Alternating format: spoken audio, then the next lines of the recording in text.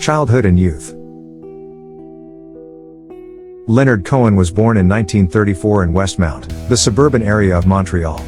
The future poet's parents were successful Jewish merchants. The parents moved to Canada from Europe, the father came from Poland, and the mother was born and spent her early childhood in Lithuania. There were no musicians and poets among Cohen's ancestors.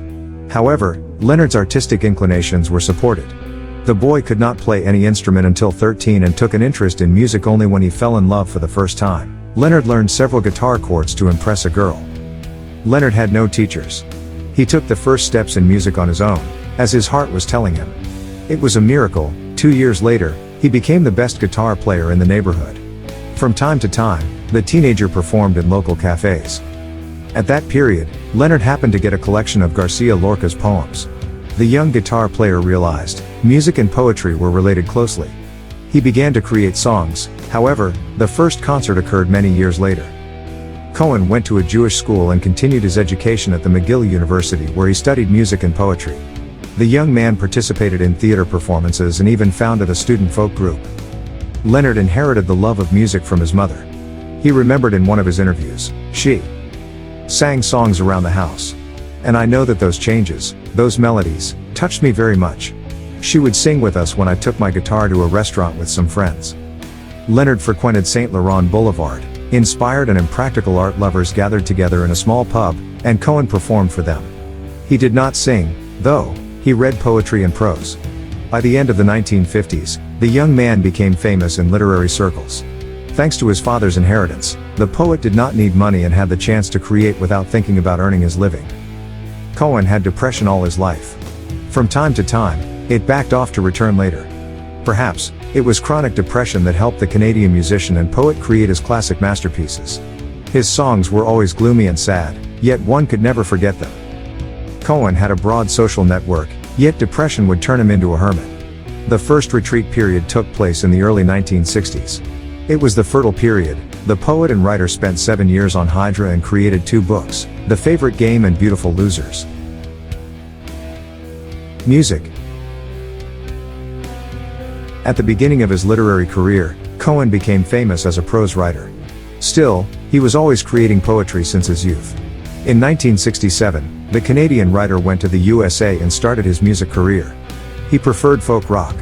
His early song Suzanne proved to be a great hit. The 1960s star Judy Collins performed it for the first time. Several years later, Noel Harrison recorded Suzanne. By 1970, the poet, writer, and musician had 4 albums released.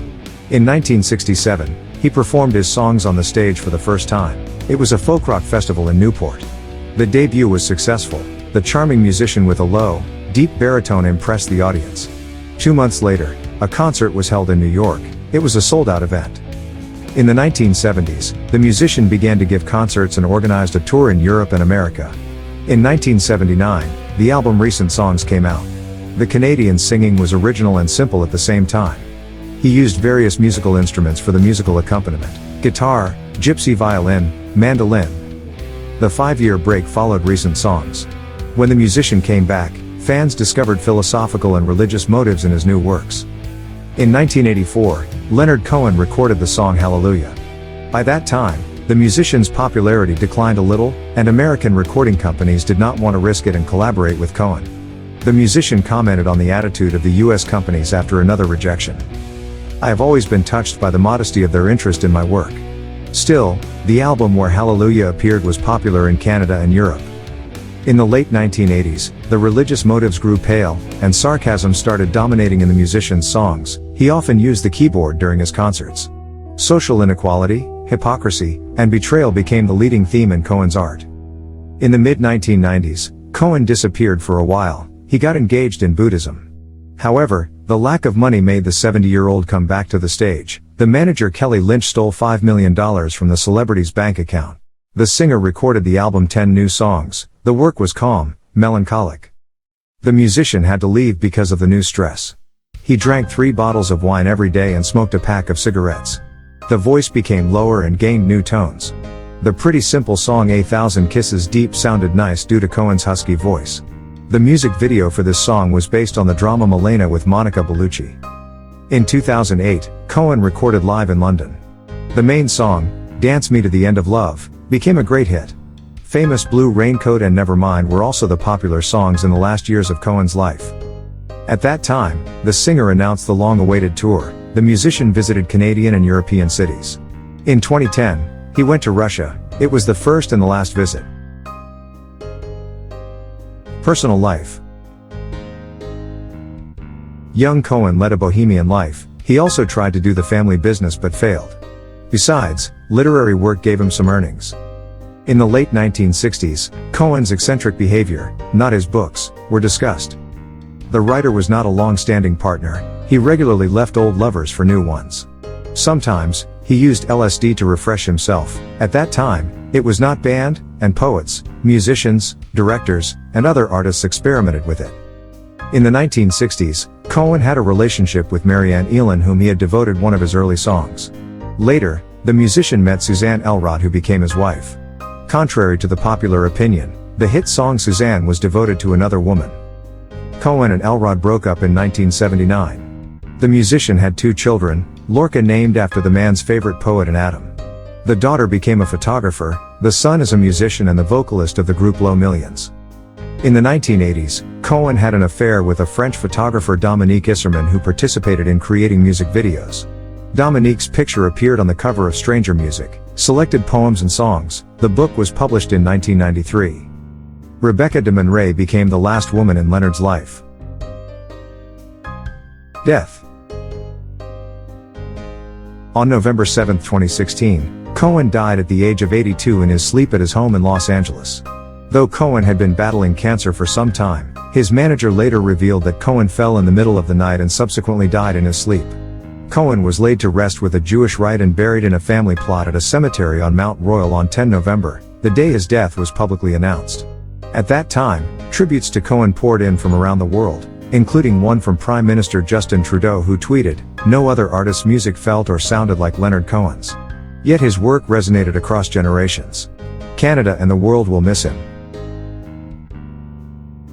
Legacy and significance.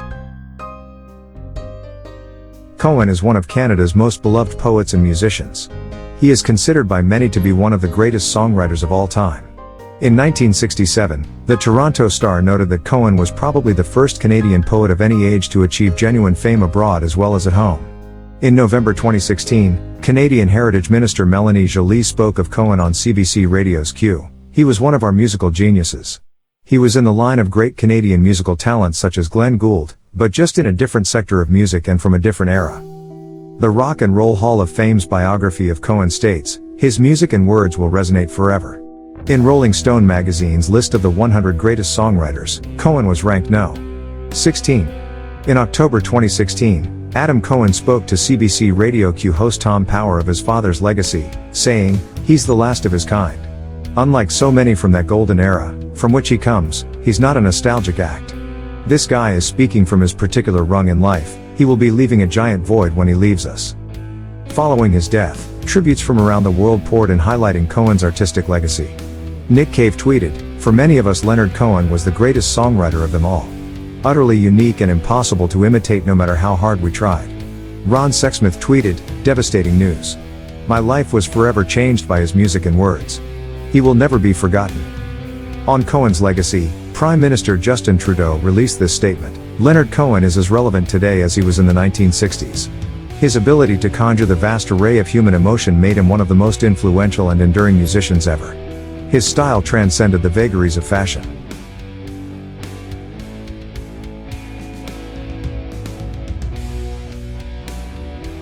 Dear viewers, do not forget to subscribe, like and comment for the development of our channel. Stay with love.